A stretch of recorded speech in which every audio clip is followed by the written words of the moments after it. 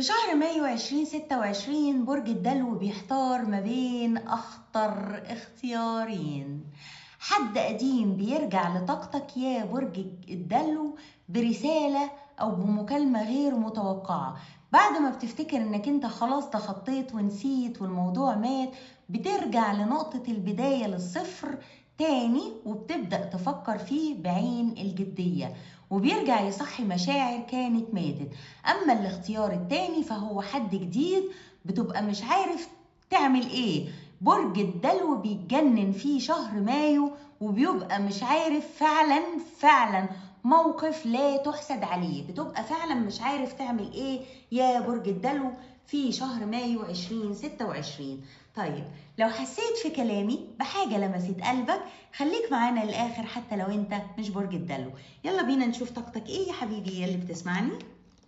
شفت اهو، بيراقبك، عندك طاقة مراقبة جامدة جدا فاتحة على طاقتك في أول كارت. بتحاول تتوازن يا برج الدلو، حاسس ان انت الحب حواليك في كل حتة حاسس ان هو خلاص يعني فعلا حواليك، حاسس انك انت اتظلمت كتير ومحتاج تشتغل كتير علشان خاطر العلاقة الجاية تنجح، حاسس انك انت ما خدتش حقك من الدنيا، ما عشتش الحب اللي انت بتحلم بيه يا برج الدلو.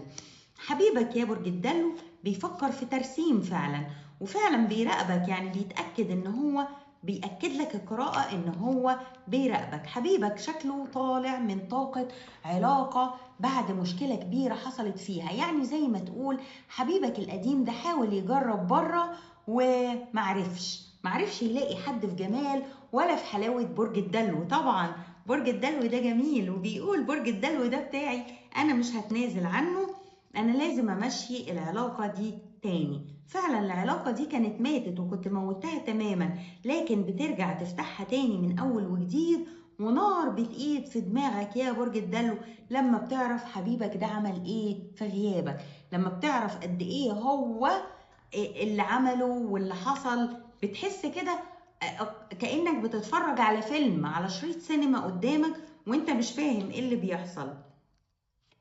حبيبك معلي استحقاقه جدا، بيقول ان لازم يعمل لم شمل، لازم تتجمعوا تاني ولازم يرجع، وبيقول ان هو هيدافع عن نفسه قدامك ازاي بعد المصيبة اللي كان عاملها. يا ترى هل هتسامحوا ولا مش هتسامحوا؟ هتسامحوا يا برج الدلو ولا لا؟ قولوا لي يا شباب في الكومنتات واحكوا لي حكايتكم. الله، من اجمل القراءات. بيقول لك البرج هو العزلة والانطواء، وحاول انك انت تاخد راحة وتفكر أكتر في اللي جاي. وبيقول لك كمان إن في حركة وسفر بيتعرض عليك أو فرص بتتاح قدامك في شهر مايو إن شاء الله. كمان بيقول لك إن في حد هيجيب لك بوكيه ورد هدية. قولوا لي برضو لما حد يجيب لكم بوكيه ورد هدية، ها؟ بيقول لك ما تخليش السلبيات تتحكم فيك أو تأثر فيك يا برج الدلو. المعجزات لسه بتحصل وموجودة، فما تيأسش، أكيد كده كده ممكن معجزة تحصل ما تكونش خالص كانت في بالك. وبيقول لك كمان let go of relationships، يعني حاول انك انت تتخلص من العلاقات التوكسيك وما تفكرش فيها تاني.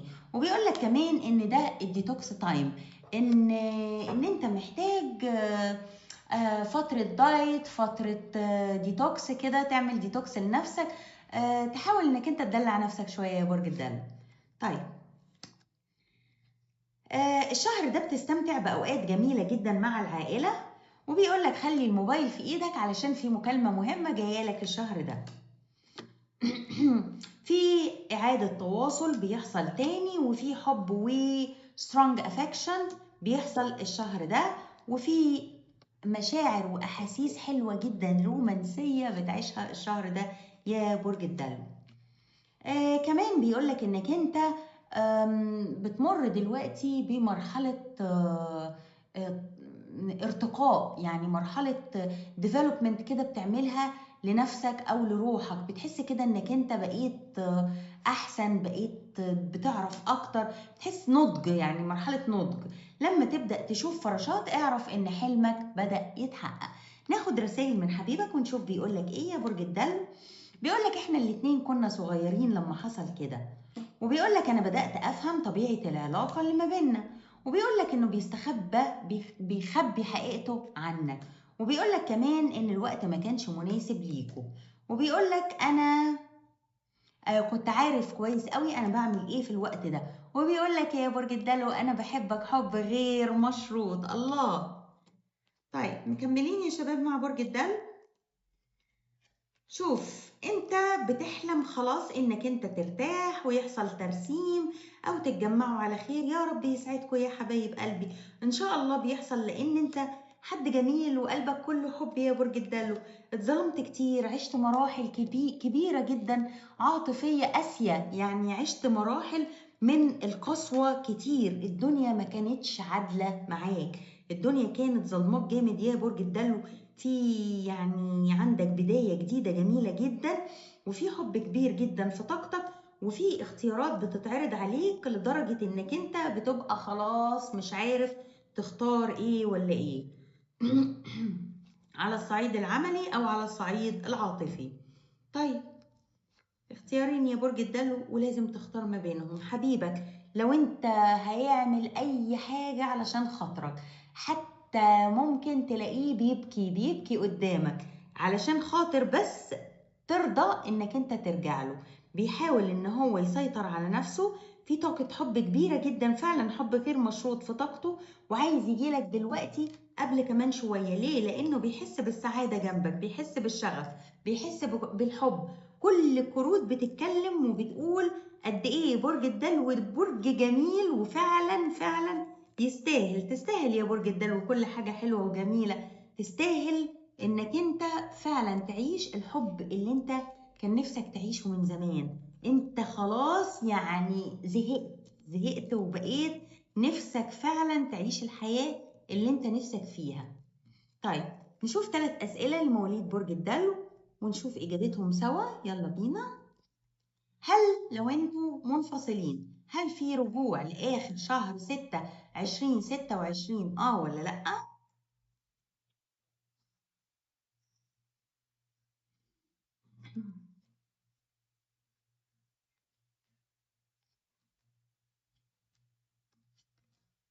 طيب هو في يعني حصل حاجات كتير قوي، انا بتهيألي كل حاجه حصلت في العلاقه دي.